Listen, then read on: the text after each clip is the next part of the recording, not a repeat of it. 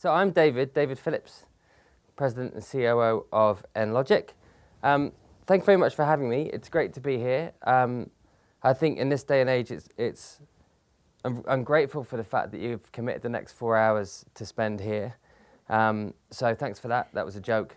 Let's move on. It's the second time here, and I think it's going to be at least as bad as last year. So thank you for having me. Just to start with a brief introduction about me, I did a master's degree in modern European culture and history, which has proven useless ever since. I started my career harassing car dealers to try and get them to buy line advertising, and then that stopped, which is good. I worked in London for a while, then I moved to Vancouver and missed it when I left. I am a dad of 2 Canadian children, but I'm a bad Canadian dad because I can't skate. And then for the last few years, I've run BBM Analytics, which became NLogic, mainly because obviously I can't say analytics properly. So I now have the pleasure and honor of running NLogic. At NLogic, we work with broadcasters, media agencies, and advertisers. So here's a selection of some of the clients that we work with. Think TV and Radio Connects are here. They're also extremely valued clients, as well as other people who I may not have mentioned. So we work with a cross-section of the buy and the sell side of the broadcast industry predominantly. And there's 3 main areas for the heckling already. That's always good. There's 3 main areas and 3 main things that we do. The first is expertise and consulting. So we do a lot of work with our clients around helping them make sense of data, as our tagline says. So what does that mean in terms of technological advances like programmatic TV or addressable advertising? How do we turn the numbers that we have around us into things that actually help us make better decisions? The second area that we work in is data and applications, some of which I'm going to show you today. And again, typically it's around the area of making sense of audiences. So some of that's data around advertising, some of that's data around programming, but all around who's doing what when. And then we back all that up with lots of education and support. As the men in the audience will know, testosterone is a cold conductor, and so I have a terrible man flu today. So I apologize in advance if I need to sip from water and or cough loudly into the microphone. So although it's February, I thought it was probably not too late to wish you all a Happy New Year. We're still fairly early on in this fresh new year, and I think it's a good time to kind of stop and take stock of where we are. And I think I can speak with hopefully most people in the room where it's great. It's such a relief that we have the first ever female president of the United States. So that was a bit scary, but we got through that. So it's great. President Clinton is, leading in a fairly boring but undramatic way. So that's great. And speaking as a Brit who obviously studied Europe, it's lovely that David Cameron, the then and current Prime Minister of Britain, shepherded through the Remain vote, and Britain remains a proud member of the European Union. And really, when you look back, it was pretty obvious that those 2 things were going to happen. If you look at the data around this, was from the New York Times, the day before the US presidential elections, 85% chance to win. It was pretty much a sure thing. It never really got close. If you look at the data, the averaging of the polls in the weeks and months up to the election, it never really looked like anything other than what happened, which was a resounding Clinton victory. Nate Silver, who became sort of known for working at the New York Times in the 2012 elections for his data science and algorithmic prowess, set up his own blog called 538, and 538, which was obviously correctly roundly criticized for being a bit negative towards Clinton, nonetheless had her at 71.4%. And again, that never really changed in his predictions. He did look at some ridiculous, far-fetched scenarios, such as, for example, Clinton winning the popular vote but losing the electoral vote, and quite appropriately gave it a 1 in 10 chance, according to the data. So, we know that didn't happen. If you look at Brexit, a bit closer, but still the data shows clearly that it was always going to be Remain that won. This is from the FT the day before, so 48% would be Remain, 46% would be Leave, and again, a fairly solid trend. I don't mean to alarm anyone here, but those 2 things didn't happen. It would be a strange thing to wake up after being asleep for 2 months and see President Trump and Brexit. So you could argue that last year, around those 2 really big events, showed that 2016 wasn't one of the best years for data. but possibly I'm being a bit too harsh. There are events that people can't foresee. This author, Nassim Nicholas Taleb, wrote a fantastic book, which I'd recommend you read, called The Black Swan, and it's about events that just can't be foreseen. And in fact, most events, he says, most large events, typically can't be foreseen. So maybe this was just those two events with President Trump and, which is still, I don't know if you know this, but Trump in Britain means fart. So it's fantastic for British people to say President Trump. That's the only good thing about it. But maybe these were just black swan events. No one could see these happening. The trouble was that a couple of people using data did, in fact, see these, certainly Trump, happening. One of them was this guy, David Axelrod, who some of you may know. He was the senior strategist on Obama's 2008 campaign. He worked in the White House as the senior advisor. And a long time before the election, when the Republican field was still quite broad, he said this: "The irrepressible Mr. Trump already has defied all expectations. So in the parlance of one of his signature businesses, who wants to bet?" So a long time ago, back in January, he was saying Trump could win this. Even more impressively, there was a gentleman called Alan J. Lichtman, who was a professor of presidential history. And 2 days before the election, he looks like Mr. Spock, but he's not Mr. Spock. He is Alan J. He does, doesn't he? Thank you. Yes, thanks. He said 2 days before the election. So remember, I don't know if you remember that far back, a few months ago, but everything was pointing towards Clinton, as what I showed you. He said 2 days ago, and I'll show you what the keys mean. By the narrowest of possible margins, the keys still point to a Trump victory 2 days before. So in other words, these weren't necessarily black swan events. These were events that people using data had predicted. And I think the clue to what went wrong is in the data itself. So if you go back to where I pulled that data from, there's a common word, and that is polls. This page summarizes for the FT the opinion polling on the matter. New York Times drawn from polls, 538 drawn from polls. What Axelrod and Lichtman drew on was data, but it was a different type of data. So Axelrod came up with this theory of change, and he did it by looking back at presidential elections from 1860 onwards. And his theory of change basically says that voters rarely seek the replica of what they have. They look to essentially do the opposite of what the incumbent is. So who among the Republicans is more the antithesis of Mr. Obama than the trash-talking authoritarian give no call to Mr. Trump? So he developed a theory, a predictive theory that proved to be accurate based on looking a long way back, based on looking at data, but different data. And Lichtman, we referenced those keys. He has this theory called the 13 keys, or the system, in fact, called the 13 keys. They're a historically based prediction system that were founded on the study of every presidential election from 1860 to 1980. So the keys are 13 data points, essentially, each of which can lean towards one or the other of the candidates. And if 6 or more point in a particular direction towards a particular candidate, that he uses that to predict the outcome of the election. And he's been right in every election since 1980, including the most recent one, when every other piece of data pointed towards Clinton. So in essence, this isn't a talk about whether the polls were right or not. They probably were accurate polls. What this is more an indication of is the fact that we had two different types of data going on, used to predict the outcome of the election. You had what I call short-term data, and I'll explain a little bit more about what I mean by that, in the form of polls, things that were happening right now. And you also had long-term data, as represented in Axelrod's theory of change and Lichtman's 13 keys. So you have this interesting dynamic here between two different types of data, one of which proved woefully inadequate to describe what was going to happen. So that leads me to talk about right-term data. Right-term data is making sure that the data you're looking at is appropriate for the job you're doing. And we have to talk about data because we live in an age where data is inescapable. From a marketing point of view, we've moved from a product focus in the 1990s to a consumer focus in the 2000s, and now there is a data focus. We live in an age of what I like to call pervasive data. Let's see if you're alive. We are flooded with data. Do you understand why I put that? Because that's flooded. So I'm saying flooded to make you think of flooded, and I put a picture of flooding. So it works in two different ways, hopefully in a way that you understand. So we're flooded with data. We have pervasive data. It's all around us. And the reasons for that are fairly obvious. We'll touch on that. And a big reason is just the use of the internet. So Canadians spend almost 6 hours per week more on the internet than they did 5 years ago, according to the Media Technology Monitor, which is a study that's fantastic that you can buy from us.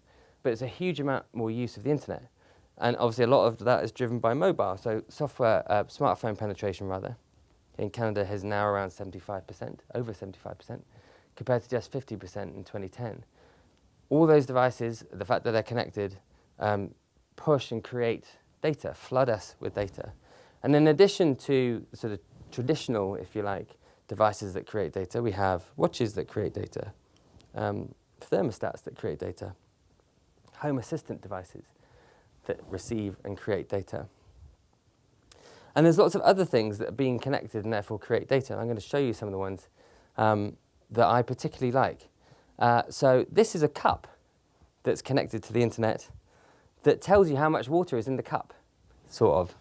I'm not quite sure why I can't look in the cup and see how much water it is. It connects to the internet, so it tells you when you should drink water.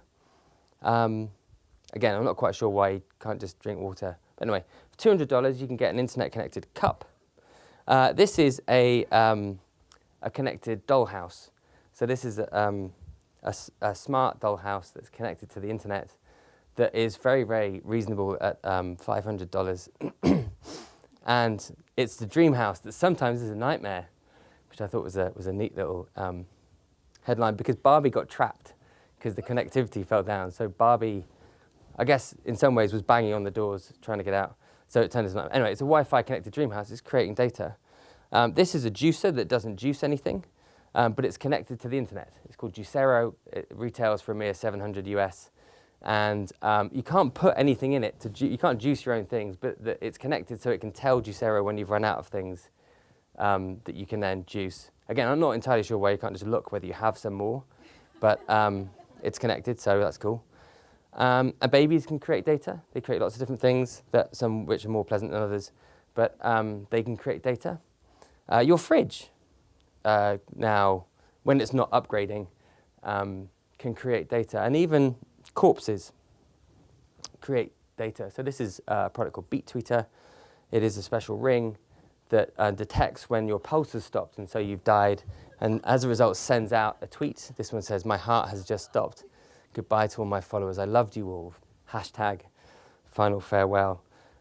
This one actually is a fake. This one is, if you follow, there's a great Twitter account called Internet of Shit. And it has lots of different examples, real and made up, excuse me, of, I don't know, I'm turning away, I've got lapel mic, doesn't make any difference, of bad connected things. So this one's made up, but the others aren't. The cup that tells you how much water is and how thirsty you are is a real product for $200. It's extraordinary. But the point is, everything is creating data, and more things are creating data. Intel estimates that by 2020, there will be about 26 smart objects for every human being on Earth, which is about 200 billion objects, all of which are creating data. So in other words, we can't stick our head in the sand. Whatever job we're in, whatever role we have in that company, with regards to data, we have to have an opinion on data. And trust me, I did a useless master's degree that involved writing about things that are inexact. I don't necessarily want to deal with numbers, but we have to understand data. We're surrounded by it and by the effects of it as determined by algorithms and other things. So we have to understand data. And it's often misunderstood. So it's misunderstood in two broad categories. One is we ask too much of it. And I'm not going to spend a lot of time on this because those of you who've seen me talk before know I can spend a lot of time on this. But we ask too much of it and we expect it to give us answers. So typically we'll see data and we'll go, okay, let's find out what's really going on. That's asking too much of data. It doesn't do that. It's a passive entity that responds to questions you ask of it, perhaps, but it won't proactively tell you anything. And more pertinently for this presentation, we don't ask enough of data. So for example, we don't differentiate when we're looking at data in our businesses between short-term data and long-term data. We treat all of it as the same. So here's what I mean by the two terms. Short-term data is effectively trying to answer the question, what's happening now? So that can be in the marketing world, it's typically describes events that so in a cliched way would be around the bottom of the funnel. It's things that are being bought, it's activities that are happening right now. So in political spheres, that's like polling, what's going on right now. It's real-time data, it's short-term attribution data, it's stuff it's overnight TV ratings, it's Twitter likes, whatever. It's stuff that's happening right now. That's short-term data. And I think it's fair to say that this data is really satisfying. Okay, I did a tweet a while ago that got, I think at least 3 likes. And it was it was very satisfying to see that happen in real time. It's satisfying because it's always numerical, and I'll get onto why that's important. But it's pretty much always a number. You can see events happening and see that in the data, and that scratches an itch. There's something really nice about short-term data that we really like. It's often presented in a very colourful, appealing way. So short-term data, bottom of the funnel, what's happening now, we really like it. Long-term data is more about what will drive behaviour. So that's the question it's trying to answer. And it's typically stuff that relates, in a sort of cliched marketing sense, to the top of the funnel. So that can be things like societal trends, presidential elections since 1860, brand awareness, perception, equity, that kind of stuff. And I think we need to admit that data is often less satisfying. If you think back to the 13 keys versus the polling data, the 13 keys doesn't feel quite right. It feels a bit magical, a bit unscientific. It's not often numeric. It's often words as opposed to numbers. And it doesn't seem to relate to events quite quickly. It seems more vague. So we have less satisfying data describing typically things that are long-term. Well, so what? What are the risks of using this wrong? Well, the risk is you end up with wrong-term data. And the principal risk of wrong-term data is you create what we call internally a broken compass. Let me explain what I mean. If a compass is massively broken, you see it's wrong. If I have a compass and it's pointing, and I know north that way and north that way, I know it's wrong. The trouble with a broken compass is if it's slightly wrong. It looks right enough to make you think it's right, even though it's wrong. So imagine you're an explorer, and you have a broken compass that's 2 degrees off, and you follow that compass. If you follow that far enough, even though it's only 2 degrees off, which makes you think it's right, you can end up a really long way from where you thought you're going to be. You can have a very nasty surprise when you end up in a place you weren't expecting to be. So the risks of wrong-term data is it's never wrong enough looking to make you realize that it's wrong, but it's actually sending you potentially a very long way from where you need to be. It's actually creating some very noxious long-term effects of something that looks close enough to being right that you don't realize it's wrong. So you end up with these broken compasses that create nasty surprises. And that doesn't work, and that's not nice in any sphere of life. So there's something added horrific about this because it is for some reason going slow motion, so you get to see all the glory slow motion. But it was a nasty surprise. I don't know if anyone stayed up during the US elections. I'm a bit of a bore about elections, as you can probably tell. But it was a surprise that teetered into shock. No one saw that coming.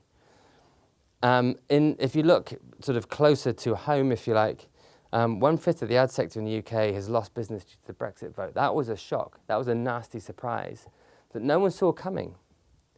So because what we were doing in Trump and Brexit, we're using wrong-term data.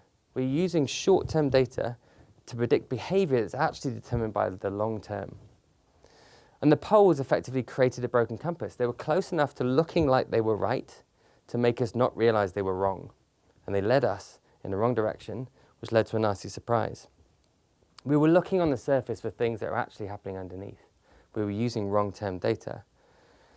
Lichtman/Spock said, remember, the polls are only a current snapshot. They're not predictive. And yet everyone used them for predictions. Because we had it, because it was short-term, because it was lovely, but it was wrong. And wrong-term data can have calamitous effects on brands too. This is Erwin Gottlieb, who's the global chairman of Group M, the largest buying group globally, agency group. And he was talking at a recent conference about an over-focus on the short term. I've seen lots of marketers over-focus on ROI and attribution. It works year one and it shrinks after that. So ignoring the long term for a brand can have equally bad, nasty surprises as ignoring them in the political sphere. This guy's called Richard Brooke. He works for Unilever in Europe, and he was stressing at the same conference the need to think long term. If you're building brand equity, you're building it for people who will buy it in the future. We shouldn't be looking at what's happening now if we're building something for the future, eh? You're supposed to be looking for the future. And that's how you build brands. So why do we do it? Why do we pick long-term data? Conceptually, hopefully, you can see that this it's fairly obvious that if you're looking at things short-term, you should look for short-term data. If you're looking for long-term things, you should look for long-term data. Why do we keep using long-term data? I think there's a few reasons. One is that we've confused accountability with accounting, and you have to bear with me a little bit here. But there's a massive pressure for us to justify any spending that we're doing, any sort of activity that we're doing. This guy's called Keith Moore. He's a CMO of a large European bank called Santander, and he said, and look at the double values here, the value of demonstrating the value of what you're doing is the key point going forward. It's not the value of what you're doing, it's the value of demonstrating the value, which is the key point. We all have massive pressure to become accountable, but we've equated accounting with accounting. We think that to be accountable is to create more numbers. That's not what accountable means. Accountable means showing you did what you're going to do, showing that the activities you did had the intended effect. That doesn't necessarily mean more numbers, but we fall into this trap of thinking accountability is accounting. It's not the same thing. So added to that, we have this flood of data. We have lots of short-term data available to us, easily, often free, which compounds the problem because we have this need for a number, any number, and we have lots of data around us, lots of short-term data available to us. So we don't stop to think whether we should, we think about whether we could. See what I mean? You've got this pressure to have a number, the availability of a number, great, fantastic. We don't, so actually, is this the right number? Is a number the right way of actually demonstrating accountability in this instance? Because we have this weird relationship neurologically with numbers. We love numbers. Something in our brain goes, ooh, a number, and I'm going to test it. I'm one of those annoying presenters who makes you raise your hands, then I'll call you out. So, and I'm going to call a lot of you liars because you'll demonstrate yourself to be liars today. So, which of you believe that A is more accurate? Which of you believes B is more accurate? You're all a bunch of liars. Because this only works if you all put your hand up. Okay, put your hand up for B. Thanks, Matt. C? But I think we won't consciously we'll look at that and we'll go, well, obviously they're the same. And yet, there's something about that number that makes us believe it's accurate, especially if it's got a decimal place. The more decimal places you have, the more accurate you are, remember? So we have this desire that precision is numerical. And yet not everything that counts can be counted, or not everything that can be counted counts. There are lots of things that are entirely germane and in fact particularly useful when it comes to thinking about relationships with brands that should not and cannot be expressed numerically. So, let me illustrate what I mean by that by talking about my mum. This is my mum on the left. Not two people, that would be weird. Well, I guess in today's society. Anyway, so this is my mum on the left. It's important for both of us that our relationship sustains. I like to say that she lives a long way away. She says, no, you live a long way away. So she lives in Britain. I don't live in Britain. I live 3,000 miles away. So there's ways in which we can kind of keep that relationship going. There's a couple of ways. I can call her, or like see her on FaceTime, which is great because Dad always puts his thumb over the camera, or I can email her. Which do you think, and you'll have to shout out, which do you think my mum prefers, a call or an email? A call. Every mum prefers a call. The thing is, in the last year, I realised that I didn't know how valuable it was for me to spend that time on the call. Because it's like, I've got 2 kids, both of whom are nuts, and take a lot of time, and I'm busy, I've got a job, whatever. So it takes a lot of time to call my mum. I found that if I could write an email and I could look at the open rates, and I could look at how quickly she opened up her emails. So what I began to do over the year was I built this fantastic spreadsheet on how quickly she opened, this isn't true, but it illustrates the point, on how quickly she'd open her emails. And I optimized titles. I had one, for example, I took like a BuzzFeed approach. I went, 10 ways in which you failed as a mum, number 7 will shock you. And that, it was super quick. She opened it really quickly. So what I began to do, I stopped calling her because I didn't know how much it was, I didn't know whether it was worth it or not. I had no way of measuring how that relationship built because it was 45 minutes, took a long time. Couldn't see any action on it. And yet with my emails, I could get those open rates really quick. So I dropped the phone calls and I just email her now. What do you think that's done to our relationship? Think it's made it better? You're out of the will. I possibly am out of the will, yes. Yes, a major long-term calamitous effect. Brexit, individual Brexit, out of the will, done. So it seems like a fairly obvious point that there's things about my relationship with my mum that you can't put a number on. Okay, I asked Peter who works for me, I said, how much do you love your wife? What do you mean? How do I put a number on that? Well, you can't. You can't put a number on something that's a relationship. It doesn't make sense. And yet when we go to brands, we want to put a number on the relationship. How does that make sense? Numbers alone do not respond to the emotions of everyday life. Trust, vulnerability, fear, greed, lust, security, love, and intimacy. Ultimately, a relationship between a stakeholder and a brand is emotional, not rational. Maybe we shouldn't be looking for accountability to be a number when it describes a relationship, any more than we should describe our relationship with our loved ones in a number. Makes equal sense either way, or doesn't make equal sense either way. And in fact, if this was this easy, we would have worked this out already. As Gary Vaynerchuk said, if marketing were math, we would have figured it out a long time ago. This is beyond just being able to put numbers together in a certain way to get a desired effect. We're not that rational. We're not that predictable. So we understand this conceptually, and yet when we look for accountability, we look for a number on the long-term effect. Really? And we also know that numbers can be used badly. So Trisha Wang, she's a great writer on data. She's an ethnographer, but she wrote this: numbers writ large can be improperly and irresponsibly used to tell only part of the story. Who here was at Swery Ritson yesterday? Okay, well, Think TV were, because you paid for him to be there. But so he used some great examples of numbers writ large being used improperly and irresponsibly to tell part of a story. The BuzzFeed watermelon video, remember that? The Facebook Live video? 800,000 consecutive views, 29,000 AMA. AMA in Calgary is about 90,000. Okay, it was a big number writ large and irresponsibly to tell a story. And we saw this additionally in politics. This was a bus that drove around the UK for a long time before the Brexit vote. We send the EU £350 million, let's fund our NHS instead.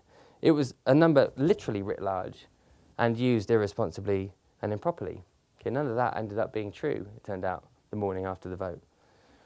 And numbers can also be demonstrated and illustrated in the way that is improper and irresponsible. This is a UK newspaper called the Daily Express that was a supporter of Brexit, and it said Theresa May, who's the new, Cameron didn't make it, I don't want to shock anyone, but Theresa May is the Prime Minister of Britain, and after the Brexit announcement, the pound soars. Let's look at how much it soared.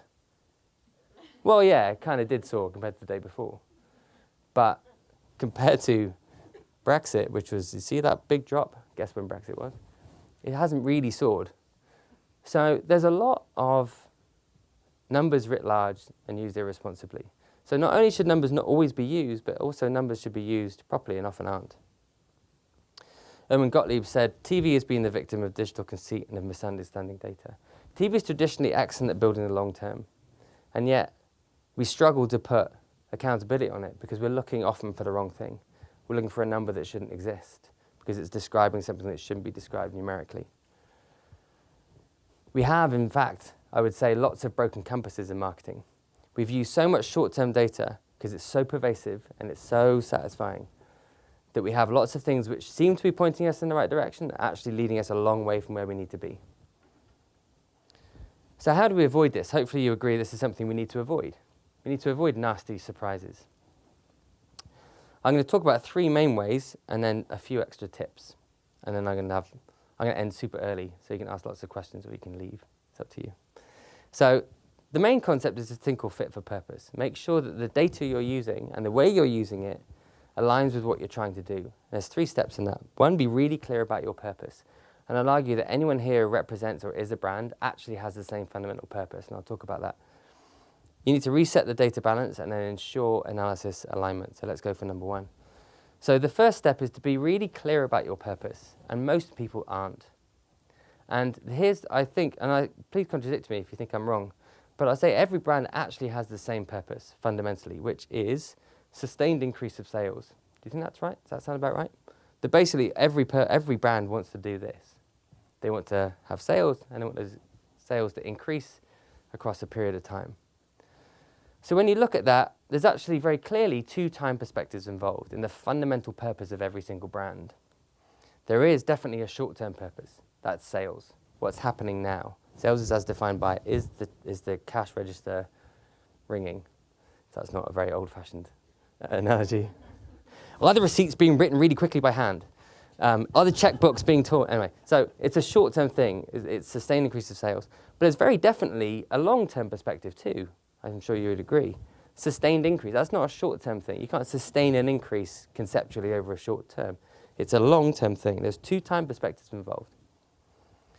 So let me give you a test on the impact of long-term. You do have to put your hands up, you lazy buggers. So who here believes that a Volvo is safe? Okay, put your hands, no, keep your hands up. Sorry, I should have said that. Keep your hands up, thank you, at the back. It's like that joke about hell, can you hear me at the rack? Anyway, so put your hand down if you own a Volvo. Put your hand down if you've ever driven a Volvo. Okay, all the rest of you believe a Volvo is safe even though you've never driven one and never owned one. Why is that? Well, it's because Volvo spent a really long time, across a long period of time, telling people that it's safe. So when I see it, if I'm looking for a safe car and I see an ad on Facebook that says, buy a Volvo, and I click on it, what's causing that action? Is it the ad being present on Facebook? Yes.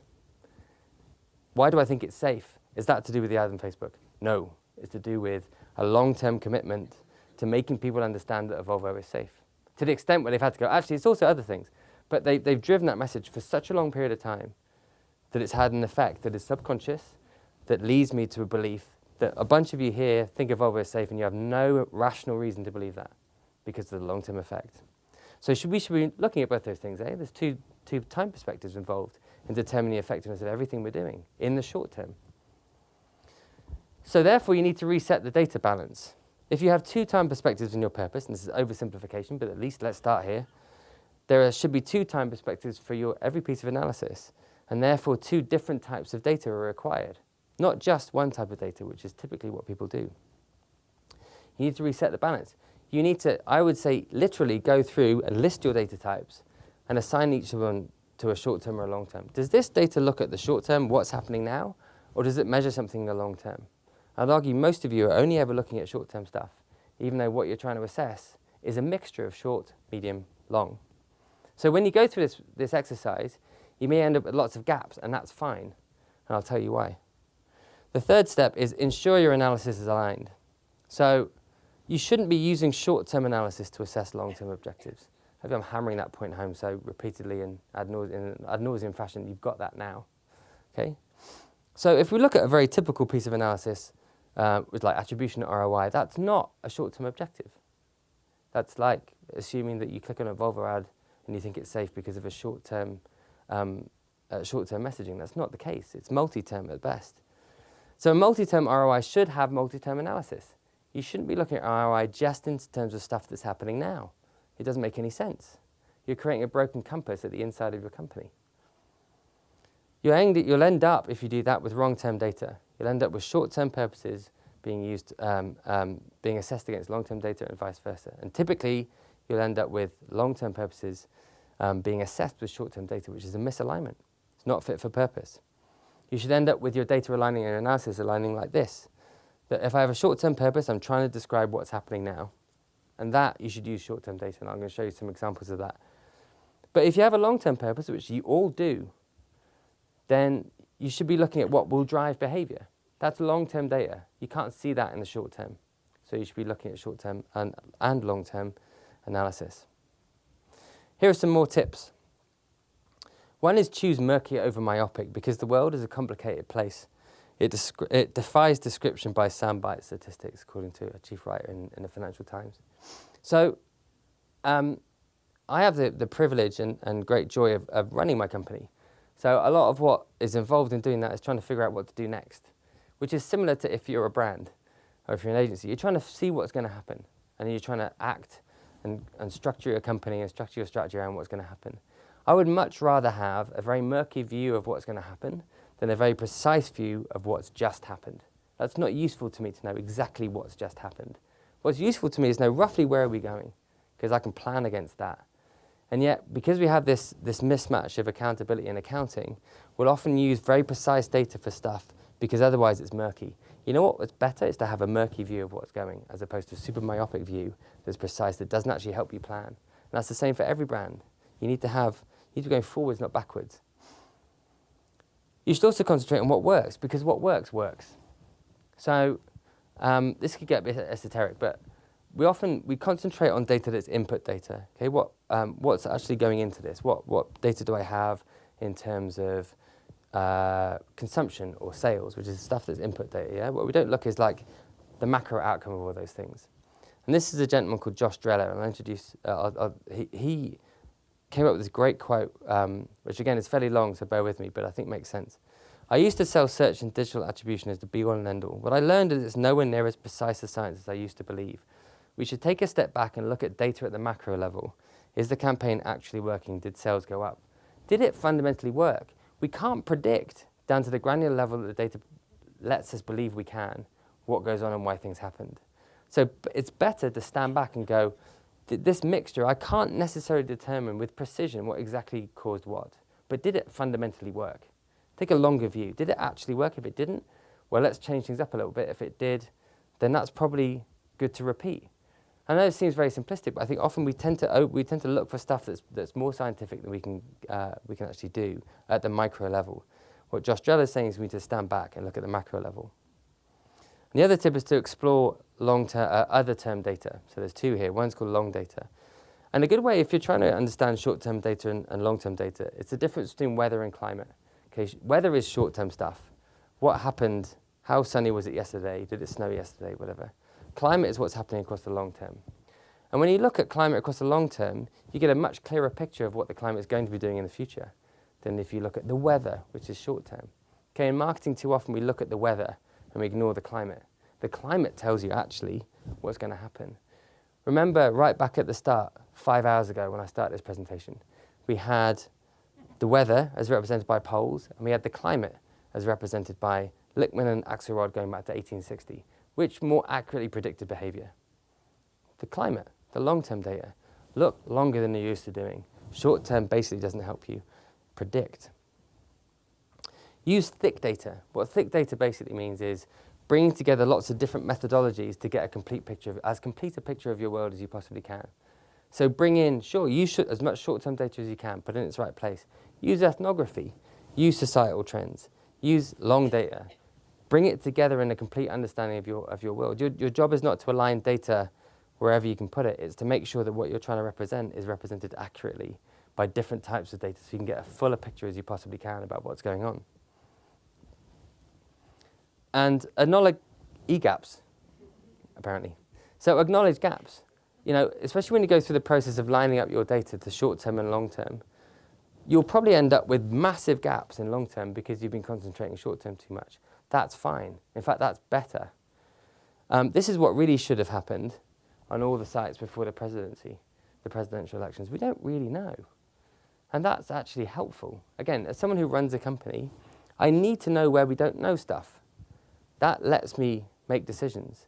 That's much more useful than if I have fake data that's a broken compass. It's much better to know if I don't know, I don't know. Great. Acknowledge the gaps and move on. Now, obviously, work to fill them if you can, but if you have a gap, don't just try and fill it for the sake of filling it, because then you'll end up with a broken compass. And obviously, use great tools. So I'm going to show you some examples of tools we have that show you both the short-term view and a slightly longer-term view. So we have one which is called Brand Monitor. And what Brand Monitor does is let broadcast see quicker than it used to be able to. So typically, in digital advertising, you'll be able to see stuff happening very quickly. With TV, especially in terms of the advertising, you've had to wait somewhere between 10 days and 10 weeks to see what went on. Okay, what we've done with Brand Monitor is let you see within 24 to 48 hours ads that have aired on the major networks across Canada. So you can very easily look by brand, by company for competitive activity. For example, here, I want to see what Google's done on TV. It tells you when it aired first, when it last aired, here we've sorted it out by everything that Google's done on TV in the period that I was looking at. But it's very, very quick. It's fantastic short-term data.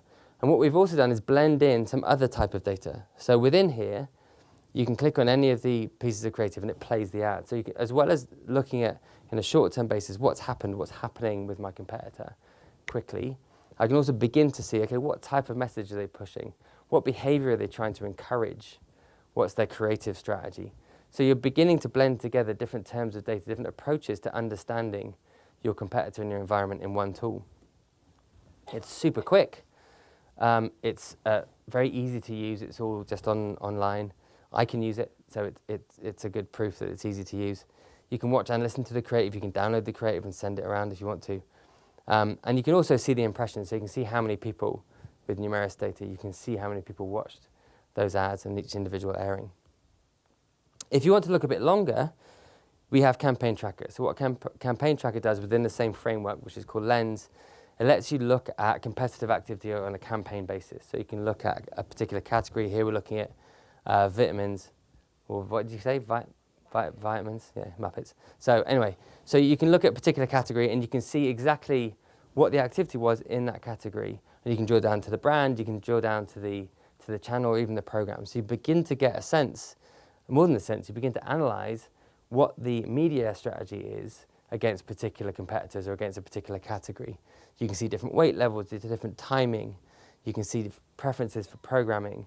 And obviously you can also see some of the creative like you can in Brand Monitor. So it's a way of pulling back a little bit to go, okay, well, I have a sense of the immediacy through Brand Monitor of what's happening now. And I can see what they're trying to say. What I can also begin to do with Campaign Tracker is go, okay, what effect are they trying to create through their media campaign? So you're beginning to blend these different terms together in an analysis of what's going on in your competitive environment. And it looks pretty. So we have a workshop after this at 12 o'clock. So what we're doing at the workshop is we're going to actually show you sort of in real time examples of how you can use this to answer questions you may have using this short and medium term data. We also have a booth downstairs that's manned by extremely attractive men. So come down and chat to them there. So in summary, we need to use right term data because wrong term data leads to nasty surprises. And we had two very, very prominent examples of that recently in the world of politics. And the data you're using needs to be fit for purpose. You need to be disciplined and you need to take a strategic approach to making sure that your data you're using to analyze your business fits the purpose you have. And the brand's purpose is never only short term. It cannot be if you want sustained increase of sales. So you need to ensure that the data you're using covers the long term as well as the short term. And that probably means your analysis needs to be realigned because based on our experience, most people are almost exclusively looking short term for stuff that actually typically needs to be looking at both.